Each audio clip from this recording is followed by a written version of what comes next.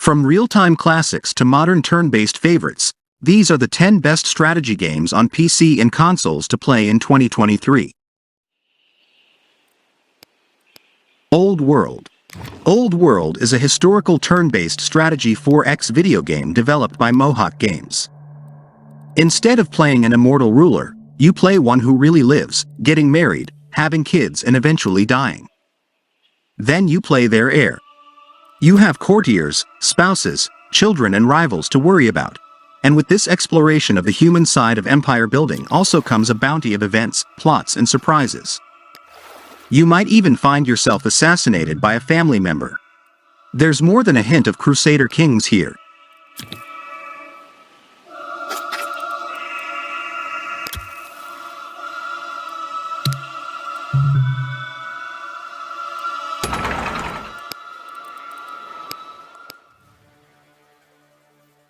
Age of Wonders Planetfall.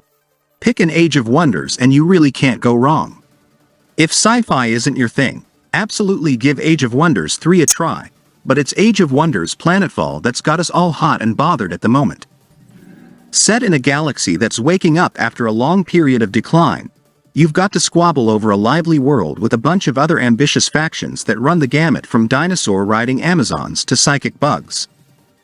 The methodical empire building is a big improvement over its fantastical predecessors, benefiting from big changes to its structure and pace, but just as engaging are the turn-based tactical battles between highly customizable units.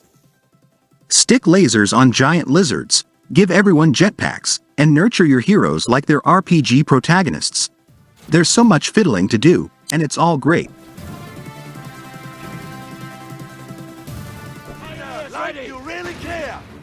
Company of Heroes 3. Company of Heroes 3 is a real-time strategy game developed by Relic Entertainment and published by Sega.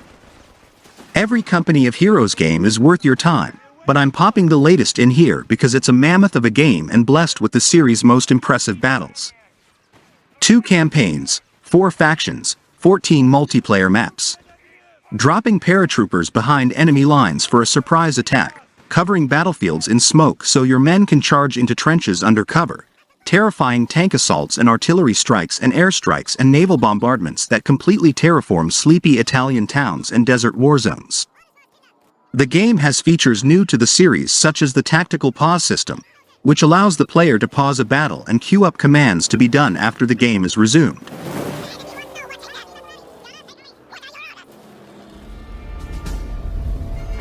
Iron Harvest. Iron Harvest is a dieselpunk mecha real-time strategy video game developed by King Art Games and published by Deep Silver.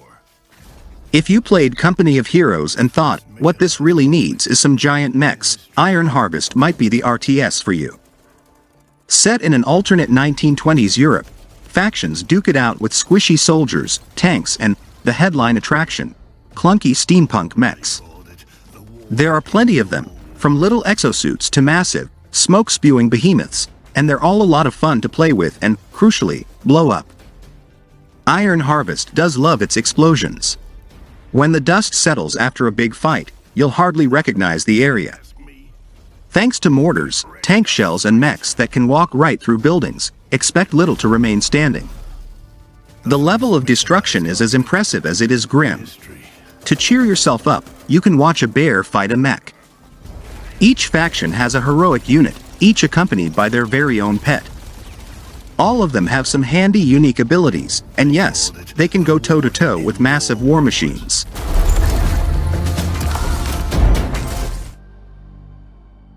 Battlefleet Gothic Armada 2. Battlefleet Gothic Armada 2 is a real-time tactics video game developed by Tindalos Interactive and published by Focus Home Interactive. Battlefleet Gothic Armada 2 cosmic battles are spectacular. There's a trio of vaguely 4X campaigns following the 3 of the Warhammer 40k factions, the Imperium, Necron Empire and the nasty Tyranid Hives, but you can ignore them if you want and just dive into some messy skirmishes full of spiky space cathedrals colliding with giant, tentacle-covered leviathans. The real-time tactical combat manages to be thrilling even when you're commanding the most sluggish of armadas. You need to manage a whole fleet while broadside attacks pound your hulls, enemies start boarding and your own crews turn mutinous. And with all the tabletop factions present, you can experiment with countless fleet configurations and play with all sorts of weird weapons. Humankind. Humankind is a turn-based strategy 4X video game by Amplitude Studios and published by Sega. As soon as Amplitude announced their big historical 4X game, it was inevitable that comparisons would be drawn to the Civilization series. But Humankind is so much more than just a riff on Sid Meier's classic strategy franchise. Yes, there are several different technological ages to play through, but the most tantalizing aspect of Humankind is how you can graft different cultures together to accumulate all manner of different perks and effects. On-screen, that can mean having Japanese pagodas nestling right up to Mayan pyramids and Italian opera houses. In all, there are 1 million potential civilization builds in Humankind, and it is absolutely thrilling. At times, it's almost more puzzle game than 4X, giving it a distinctly different flavor to Civilization. With so many different combinations to sift through and take into account, it can be a little overwhelming in early playthroughs, but the way you can redefine your entire game plan on the fly, pivoting money-making dynamos into diplomatic powerhouses and research giants is also Humankind's greatest masterstroke. If you're tired of Civ, this is a very worthy heavyweight alternative. Here comes the shit show. Gears Tactics. Gears Tactics is a turn-based tactics video game developed by Splash Damage. This is a game whose veins run deep with the same kind of deep, tactical prowess as your XCOMs. Against all the odds, it really does turn out that, even in the preposterously hench world of Gears, the mind really is the strongest muscle. Its campaign is a smoothly designed, relentlessly paced squad 'em up that eschews everything in its genre territory except for the actual tactical battling, and it does that exceedingly well indeed. Its mechanics are built to emulate the aggressive, horde-mowing-down playstyle of its brick-chinned FPS dad, and you'd be amazed how well that translates to a completely different genre. The only notable omission is the lack of any strategic or management metagame once each battle is over. Instead, it's back to the battlefield with your newly looted gear and skills you've gained from leveling up. That may not be everyone's cup of protein tea, but if you've always tended to enjoy the fights of XCOM rather than spending time hanging around your base, this is the tactics game for you. Got another wave inbound. Crusader Kings 3. Crusader Kings 3 is a ceaseless storyteller supported by countless complex systems that demand to be mucked around with and tweaked.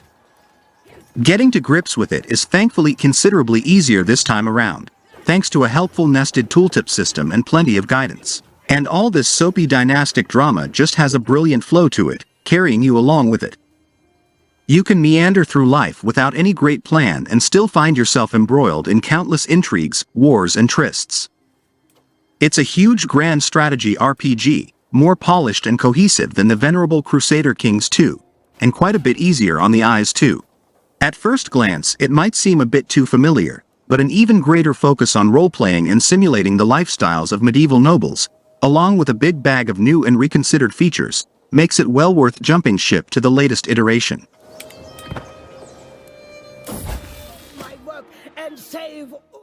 Total War Warhammer 3. The conclusion to Creative Assembly's Warhammer trilogy is also its strangest and most experimental, letting players leave the traditional Total War sandbox every 30 or so turns to journey through the realm of chaos, where the domains of the Chaos Gods exist, culminating in huge survival battles that draw from tower defense games, with fortifications, in-battle recruitment and waves of enemies. The campaign proved to be divisive, but for those more interested in a proper sandbox, there's always Immortal Empires.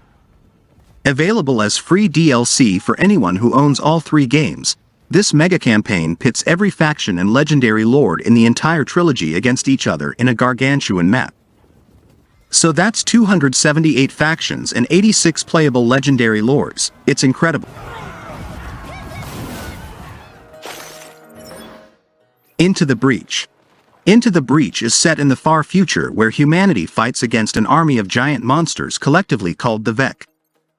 To combat them, the player controls soldiers that operate giant mechs that can be equipped with a variety of weapons, armor, and other equipment. The game uses a turn-based combat system, allowing the player to coordinate the actions of their team in response to enemy moves and actions that serve to telegraph their attacks. Every single action counts into the breach. Failing to do something useful with one of your 3 units almost always spells doom. The adjective to beat for Into the Breach is elegant, but maybe that makes it sound cold and distant. Only the opposite is true. It wrings high drama out of every movement, and it does so while having the confidence to leave your imagination to fill in the gaps left by its 2D, minimally animated presentation. To show anything else would take time, and taking time would only make it baggy, and it is precisely because Into the Breach is not baggy in the slightest that it feels like such a, currently, final word on how to make a turn-based strategy game. Thanks for watching this video. Hope you like it and find something new to play. Get more update about games by click subscribe, and your thumbs up mean a lot to me, so please guys, just like this video. Thank you very much. I'll see you in the next video.